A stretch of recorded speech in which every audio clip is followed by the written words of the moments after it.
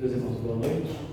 Nós vamos orar ao nosso Deus e depois nós vamos continuar nosso momento de culto, de oração, de adoração a Deus. Obrigado, Senhor Deus, por nos permitir estar aqui nessa noite. Ó Deus, louvado seja o teu nome. Obrigado por nos dar saúde por esse dia, ó Deus, ainda. Obrigado por cuidar das nossas vidas, ó Deus, acalmar os nossos corações. Obrigado, Deus, por suprir nossas necessidades. Nós temos sido, Deus, cuidados plenamente pelo Senhor.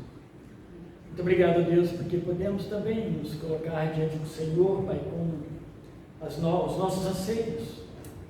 Nós podemos falar com o Senhor, sabendo que o Senhor ouve para os teus servos. Obrigado pela palavra do Senhor também, que nós podemos ouvir e que, ó Deus, fala no nosso coração, nos instrui. Bendito seja o Senhor, Pai, que nos permite também reunir como igreja. Ó Deus, muito obrigado, porque o Senhor promove, Deus, crescimento e comunhão também entre nós. Bendito seja o Senhor. Nós estamos aqui nessa noite para cultuar ao Senhor, nosso Deus, Criador e Recriador em Cristo. Então recebe, Deus, nossa adoração e perdoa os nossos pecados, em nome de Jesus Cristo. Oramos, amém. Pergunta 12 já, 12 pontos, né? Que ato especial da providência exerceu Deus para com o homem no estado em que ele foi criado? Né? Vamos lá, vou pensar na pergunta. Que ato especial da providência Deus exerceu para com o homem no estado em que ele foi criado? Então, quando Deus criou o homem, que ato especial da providência ele exerceu com esse homem, para com esse homem criado? A resposta: quando Deus criou o homem, fez com ele um pacto de vida, com a condição de perfeita obediência. Deixa eu parar aqui, porque eu não vou falar isso depois, mas quando ele fala que perfeita obediência ao homem criado, ele tinha condições, tá? De perfeita obediência, tá bom? Mas ele podia desobedecer também. Então ele fez um pacto com ele, com esse homem, com a condição de uma perfeita obediência, proibindo o homem de comer da árvore da ciência do bem e do mal, sob pena de morte. Isso aqui é teologia. Ontem nós conversávamos com uma família e com tantas outras famílias, né? E a gente percebeu o quanto eles clamam por aprender e conhecer a palavra de Deus. Mas não foram pessoas que, como nós, como eu e você que está aqui na igreja, 20, 10, 25, 10, 20 anos, não importa. São pessoas que já passaram 30 anos em igrejas evangélicas. Não receberam instrução bíblica. E aí chega um momento que encontra Jesus de verdade, olha, não encontra Jesus de fato. E eles ficam desejosos de aprender a palavra de Deus.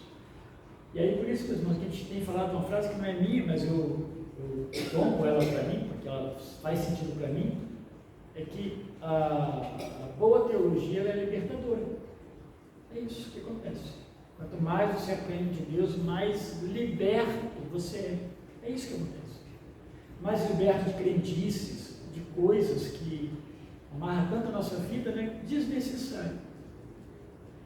A pessoa que ela é escrava de si mesma, das coisas, dos meios, né? Das invencionices, ela parece muito com uma pessoa, com aquele homem, né, que a gente anda nas estradas aí. Eu não sei se vocês já viram, já falei aqui na igreja isso, faz muito tempo que eu vi vários desses andando por aí afora. Aí você encontra um homem andando na estrada cheio de peso, ele amarra a lata no corpo dele, ele vai amarrando no haste de lata, faz barulho, ele amarra sacos e vai puxando tudo isso. São coisas que ele acumulou, não é coisa que ele vai estar juntando para vender, para entregar e para ganhar um dinheiro, não. Ele anda com isso. Eu vi, mas eu falo coisa de quase 30 anos atrás, para a gente fora, nunca mais me esqueci de uma cena, num lugar que não tinha ninguém. A cidade mais próxima, não sei qual seria, a estrada não tinha nem cidade próxima. não tinha uma saída para a cidade. Ele estava ali. Estava cheio de coisas agarradas ao corpo dele, sabe? Sacos, pesos. Aquilo me veio à memória, né? Que muitas vezes é isso, nós estamos carregando os pesos, não descobrimos, né, ainda que Jesus autorizou-nos a lançar sobre ele as nossas ansiedades, nossos pesos, porque ele nos alivia, tá? Vamos pensar um pouco então sobre isso, no sentido de que Deus criou o homem e decidiu lidar com ele através de pactos. Quando você olha para a Bíblia está cheia de pactos de Deus com o homem. Tá? É pactos, aliança, se achar melhor. O tempo todo Deus está tratando com o homem através de pactos e através de alianças. Um pacto ou uma aliança, então, é um acordo que promete benefícios ou certos benefícios, desde que certas condições elas sejam o quê? Cumpridas. É assim que se faz um contrato. No aluguel de casa, no aluguel de carro, qualquer coisa que se faça um contrato, vai ter essas questões aqui. Precisa, as partes entrem em acordo e existe um mecanismo, né, que te obriga a cumprir aquilo que você se propôs, né, naquele pacto. Então, os dois lados devem manter suas promessas. Agora, vamos pensar até no casamento também, não é isso? Tudo aquilo que a gente fala é uma verdade, né? Hoje eu conversava com um casal já bem idoso, e a esposa, o marido não estava também, né? A esposa falava assim, eu falei assim, que bom que vocês cuidam tão bem do seu marido, né? É isso mesmo, pastor, porque senão não tem sentido, né? Para que Deus nos casou? Eu achei maravilhoso isso, porque é verdade. Por que Deus, né? Então, um homem e uma mulher para brigar, para judiar um do outro, ou para abandonar na hora que mais precisa? Obviamente que não, né? Mas se uma delas falha no pacto, a outra, ela está livre de guardar, né, de ter que cumprir a sua parte, porque houve falha no pacto. No nosso caso, em relação a Deus, nós fomos criados por Deus e, portanto, Ele é melhor do que nós, perfeito e poderoso. Então vamos pensar agora que foi feito um pacto conosco, só porque alguém que é maior do que nós de fato, é melhor do que nós, é perfeito, e Ele que nos criou. Vai ficar com isso em mente. Que não precisa de nós, Ele não precisa fazer pacto conosco. Por que Deus precisa fazer pacto conosco? O pacto que Deus faz conosco é um pacto de benevolência. Em alguns casos, quando nós não cumprimos, nós assumimos as consequências de não cumprir o pacto feito com Deus. Haja visto Israel e a vida de muitos crentes também, por causa de pecado, essas coisas. Não que Deus rompe o pacto da salvação, mas sofre por causa do pecado. Então, lembrando sempre disso. Não é um igual a nós, é alguém que é maior do que nós, e Ele é o provedor de todas as nossas condições para cumprir o próprio pacto que nós fazemos com Ele. Então vamos pensar, Ele nos provê de condições para cumprirmos o pacto com Ele, mesmo que o homem não cumpra. O pacto de Deus para nós, então, é que nós guardemos o que? Os seus mandamentos. Isso é toda a Bíblia. Começa lá atrás, quando Ele cria o homem e a mulher, mas vai se estender por toda a palavra de Deus, os mandamentos do Senhor, para que nós os guardemos. É uma forma de nós nos mantermos protegidos pelo próprio Deus. Antes de anunciar aquele primeiro pacto, a gente precisa lembrar que Deus nos deu o que seria o suficiente para as nossas necessidades. Ele também nos fez semelhante a Ele e nos colocou em um mundo perfeito. Então está tudo ok, não há defasagem ou deficiência em nós para que nós não cumpramos o pacto. Deus não fez com Adão e Eva, né? No caso com Adão, primeiramente, um pacto injusto, porque Deus o criou com o potencial de não pecar, com todos os elementos essenciais para a sua sobrevivência, a própria presença de Deus junto com ele. Havia uma comunhão, né, entre Adão e Deus. Então, de tudo isso que Deus disponibilizou para o homem, o Senhor reteve apenas uma coisa. Aí a gente vai lembrar, né? Gênesis 2, que não comer do fruto, não deveria comer do fruto da árvore do conhecimento do bem e do mal. Por que a gente faz assim? Por que nós somos desse jeito? Por que você acha que nós rompemos compromissos, desobedecemos, fazemos o que não devemos? Paulo fala um pouco sobre isso, pegar Romanos capítulo 7. O bem que quero fazer, não faço, mas o mal que eu não quero, isso faço. Paulo que está falando. Isso não é uma regra. Mas vocês percebem que nós temos essa tendência por causa justamente do mal, do pecado. Mas nós somos responsabilizados quando nós quebramos um pacto com Deus, a nossa aliança com Deus. Então, se ele comesse, de certa forma falhando na sua obediência a Deus, morreria. Quando Deus fala de morte, depois a gente vai ver isso muito claro em Romanos, Paulo tratando dessa teologia da morte do homem, ele morre de todas as formas possíveis de morrer, tá? Ele morre espiritualmente, porque ele perde a comunhão com Deus. Não tem coisa pior do que isso. Ele morre eternamente no aspecto que ele vai viver uma vida de morte. Imagina isso, uma vida de sofrimento. A ideia da morte eterna é a ideia do sofrimento eterno. Quando a gente fala de inferno, todas essas coisas, os adventistas tratam como morte da alma, aniquilamento. Não, a Bíblia não trata de aniquilamento, porque a Bíblia ela é muito clara, que ela mostra aspectos de sofrimento após a morte. É o resultado daqueles que estão sob a ira de Deus. Ele nos dá, então, e o homem morre também, melhor ainda, fisicamente, obviamente. Por isso que nós morremos. A ressurreição de Cristo é o alívio e a porta, né, para a nossa ressurreição. Todos vão ressuscitar, uns para a vida e outros para a morte. O Salmo 104, 27, ele descreve a dependência do homem e o poder providencial de Deus. Ou seja, o homem criado por Deus, ele precisava saber, né? Ele precisava entender que ele dependeria de Deus. E que você e eu dependemos de Deus. Nós não conseguimos ser vencedores aí não é segundo o mundo, mas segundo Deus, sem Cristo e sem Deus na nossa vida.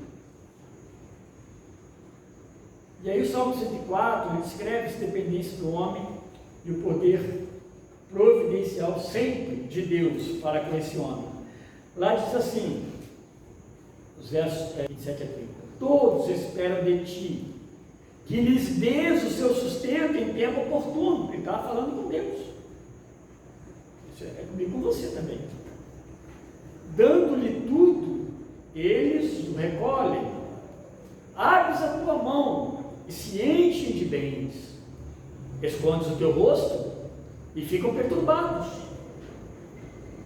Se lhes tiram o fôlego, morrem e voltam para o seu pó. Envias o teu Espírito e são criados, e assim renovas a face da terra. Olha que coisa maravilhosa, não só promessa, mas cuidado de Deus perfeito para conosco. O Salmo 36, bem assim, especificamente verso 9, ele confirma a verdade que de Deus vai sair toda a nossa alimentação espiritual. Esse cuidado de Deus que fez o pacto com o homem.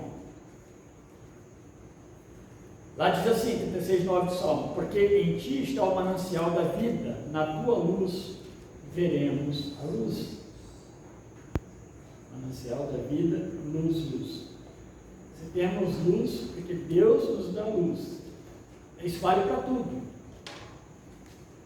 O pacto de Deus com Adão exigia que ele confiasse o suficiente em Deus para obedecer a sua palavra.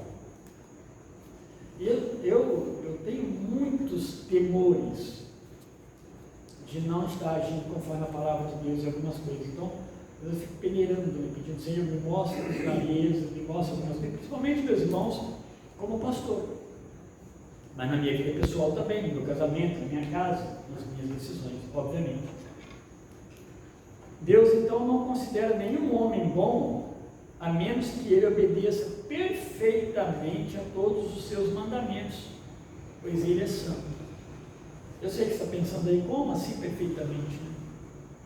Então, fazer o que é correto, em obediência a Deus, não seria apenas a maioria das vezes, ou de vez em quando, fazer o que é correto, mas todas as vezes. Nós não podemos escolher. Nós vamos fazer certo, nós vamos fazer errado. Isso não tem problema, porque eu tomo crédito com Deus, e aqui eu vou pecar. Vocês entendem o que é perfeitamente? É que você é recriado em Cristo para obedecer a Deus em tudo. E se você pecar, e se eu pecar, o que a Bíblia ensina? Pai, confessa o seu pecado, se arrepende, confessa o seu pecado a Deus. E Deus permite que nós sejamos os imperfeitos perfeitos, por causa de Cristo, não por causa de nós.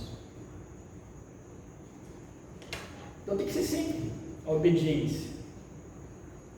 Comer o fruto proibido apenas uma vez, sentenciou Adão a quê? A morte. Ele precisou fazer uma segunda vez, uma única vez. E aí volta a pergunta: por quê? Né? Por que o homem é assim? Eu não estou olhando só para Adão, estou sempre trazendo o nosso tempo também. Se Deus deu todas as formas de subsistência, a liberdade do espaço do jardim, o suprimento pleno e completo, a alegria da sua presença, né? A segurança espiritual, e ele ouve a voz de Satanás, né? Questionando Deus e assim por diante. É sempre assim que acontece. Quando nossos ouvidos eles são dilatados para a voz do diabo, né? Precisa lembrar então que Adão possuía vida espiritual, ou seja, ele tinha a habilidade de ter comunhão com Deus. Ele tinha comunhão com Deus. Ele não estava sozinho, ele não estava desinformado. Deus falava com ele e instruía Adão.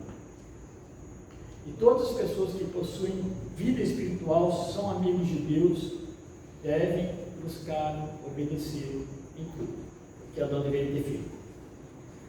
Então, meus irmãos, se há 3 tipos de vida, eu falei de morte, né? Então, para afirmar esses 3 tipos de morte, é o contraste dos 3 tipos de vida, que é a vida física, espiritual e eterna. O homem também tem morte física, morte espiritual, tem a morte eterna. Por isso nós temos que ser gratos a Deus pela misericórdia dele, o Deus que nos sustenta com a sua graça, com a sua bondade, com o seu cuidado diário e nos dá subsistência. Se você pensar no pacto da salvação,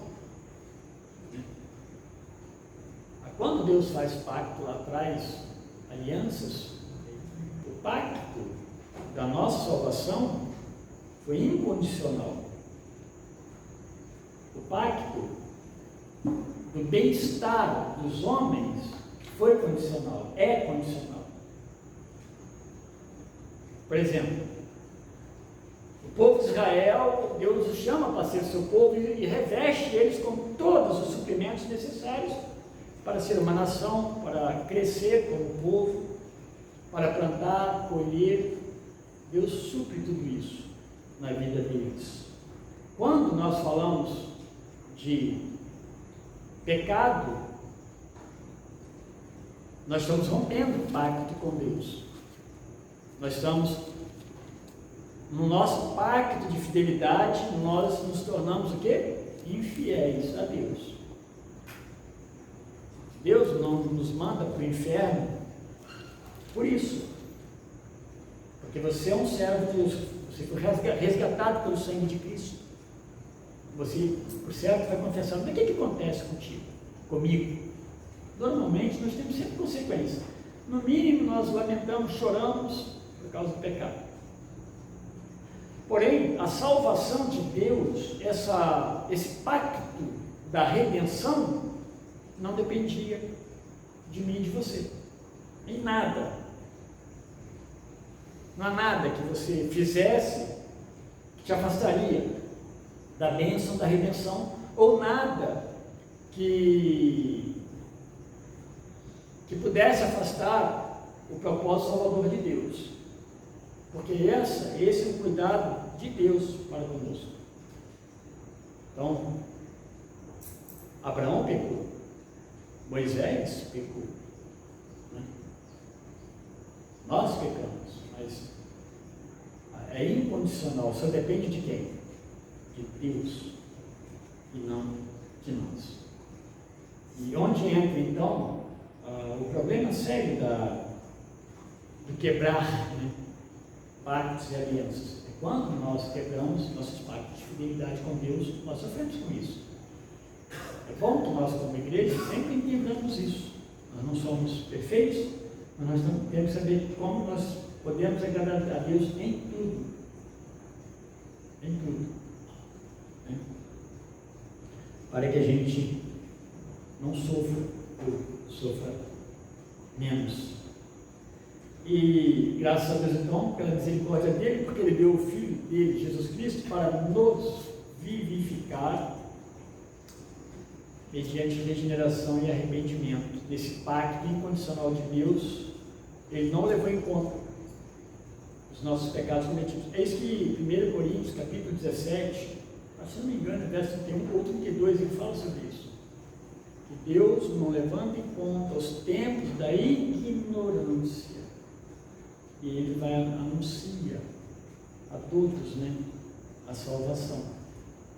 Ele não leva em conta o seu tempo, o meu tempo. Se levasse em conta isso, significava que não havia suficiência, ou ele não queria salvar, o Cristo não seria suficiente.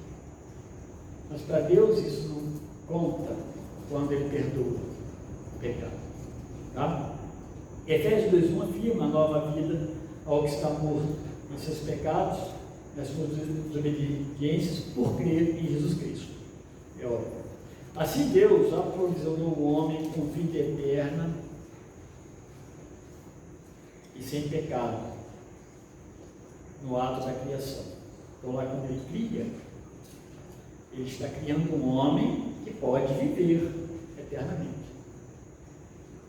Né? Pelo que a gente vê a história, né, dos anos de vida, depois foi encurtado, né, assim, houve morte por causa da desobediência e do pecado, e esse homem revestiu todas as bênçãos. Agora, nesse amor misericordioso de Deus, ele aprovisiona também o homem dos nossos dias, a mulher, as pessoas dos nossos dias, aqueles que creem, quando ele liberta o homem do seu pecado, o condena, regenerando este homem, essa pessoa, em Cristo Jesus. Graças a Deus que não há uma árvore no jardim da nossa igreja que não possa comer. Só que ele pede e não falar que não pode. Não há uma árvore que não possa comer, com medo de morrer. Não há. Porque Cristo já morreu por nós, já nos libertou de qualquer possibilidade do pecado nos condenar novamente. Somos libertos verdadeiramente. Mas a Bíblia diz que nós somos libertos para quê? Para a santificação, para uma vida com Deus. Esse, meus irmãos, então, essa santificação é a continuidade da nossa salvação. Quando se fala em salvação como processo, não como ato, mas como processo, está falando disso. O homem, ele é salvo e ele passa a viver com Deus e para Deus. Porque depois disso, ele foi regenerado, salvo, transformado, agora santificado e será então glorificado por último. O último ato de Deus em nós. Então, graças a Deus por isso, por esse Deus que nos aprovisiona, né? Cuida de nós e nos ensina o que é errado, o que não é. E é interessante, meus irmãos, que nos isenta como igreja de ficar criando leis de pecado. Cada crente é responsável diante de Deus por sua vida diante de Deus. É você que vai responder, não sou eu que eu vou responder pelos seus pecados. Eu vou responder pela minha responsabilidade como pastor. Lá em Hebreus 13:17. Como pastor. Como eu pastoreei, se eu pastoreei, dá contas a Deus.